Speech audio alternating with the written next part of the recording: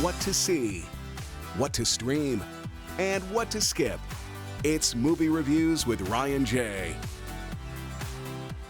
The nationally syndicated film critic Ryan J is here with a bunch of stories that focus on women, and we love that. Good morning to you, Rye. Good morning. Look at you, sunshine, with your yellow. You know, we got to bring it when we can, right? That's right. You're bringing the sunshine. It's good to see you. You too. All right, happy Friday to you. I love the fact that all of the stories that you're going to talk about today in every single movie are about women. Yeah, there's a theme. You know, it's not always that way, but it worked out where all strong women in these stories and roles. All right, so let's go ahead and start then with Pieces of a Woman. This is rated R, right, on Netflix? Yes, and this film is such an intense drama, and the first scene is so incredible. It starts out like one of those scenes, it's all one long shot about a home birth, and it's intense where you're holding your breath. You don't know whether to exhale or just burst out in tears from the suspense. It's incredible. Is this one that you say is an Oscar contender, right? It is. It's getting a big Oscar push in the campaign from Netflix, and it stars Vanessa Kirby from The Crown. She's phenomenal. It also has Eliza Schlesinger as her sister. Ellen Burstyn is very good. Shia LaBeouf is in this film, but interestingly, Netflix has scrubbed him from the awards campaign this year because of all of the allegations and lawsuits against him right now. Ooh, I'm not aware of that. I remember him from Peanut Butter Falcon. Right, and the interesting thing is that he has a full frontal scene in this movie. So, you know, whether or not, if you want to check that out, that's always interesting and of note. Okay, so I'm not sure I want to watch a home birth. I'm just being honest. Having gone through a birth 3 times, not at home, but it seems tough. Is it heartbreaking?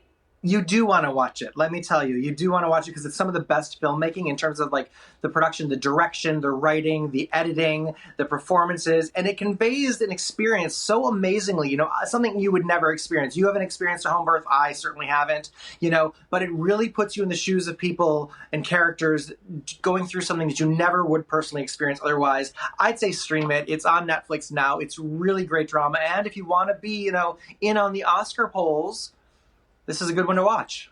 There you go. All right. The next one is Fatale, rated R, and this is in theaters. This is in theaters today, and it stars Hilary Swank in a role that I've never really seen her in before. It was interesting to see her kind of break out of her shell and do something different as a 2-time Oscar nominee. So what's the basic plot of this one?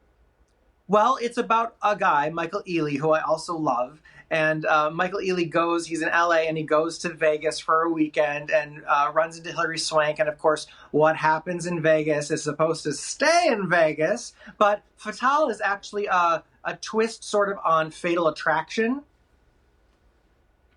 Okay. So it's a twist on Fatal Attraction. So it's Fatale. It's twisty. And how does it compare? Because a lot of people decide on what they're going to watch by the trailer. So how does this compare to trailer? Are you watching trailers again? I don't really watch trailers, but what I heard, because I screened this with someone who did watch the trailer, and the trailer gives way too much away. So if you're inclined to see this movie, don't watch the trailer. But you know what?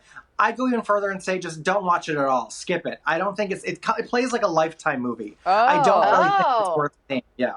Okay, interesting. I'm surprised, but that's interesting because I like Hilary Swank too. What about herself, rated R? Now, this is on Amazon Prime, right?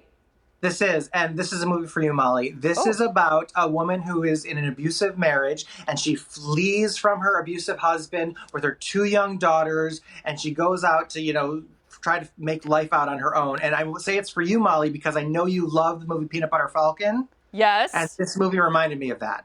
Oh, really? So it's very tough. I was wondering why you thought it should be for me. Yeah, you don't relate to the character at all. You don't relate to the character at all. Let me be very clear. However, I just know you like this type of film as a feel-good movie. Oh, I cannot wait to see it now and see if you're right. Yeah, you know, it's another kind of survival story. As a mother, as a working mom, you know, she has to start out on her own and everything is stacked against her. And it goes at the starts as a very depressing film, but then turns a corner and becomes incredibly inspiring, incredibly feel good. It reminded me in the tone of Peanut Butter Falcon, and I loved it. So I'd say stream it. This woman actually goes on to build a house with her own two hands. Aw, I love Wow. that. I can't even Oh, redo that's my a good one. cabinets. Love it. Okay. Yeah. You also have the discovery of, or a discovery of witches. This is on TV, right? Yes, this is on AMC, but I stream it on Shudder or on Sundance Now apps, and this is one of my favorite TV shows. This is the second season, and I'm so excited because I love the first season so much. It's the forbidden love between a witch and a vampire, based on the book series by Deborah Harkness, and it is about, this season 2 is great because it has time travel. The last season ended, and it was a big cliffhanger of where are they going, so the new season starts, and it's really in this different time. The year is 1590. It does go back and have parts of the season where you are still in modern day. But I really am into this. I binged the first 5 episodes so far of this 10-episode season, and it premieres tonight. So this is one to stream. If you guys are not into A Discovery of Witches, this is a show to get into. It's really good. Yeah, I love recommendations like that. Ryan, thank you so much. I hope you have a wonderful weekend. Thank you guys. Ryan. You too. You ray of sunshine, you. I love it. You can like Ryan J on Facebook, follow him on Instagram and Twitter, and for his full movie reviews, check out his website. It's ryanjreviews.com.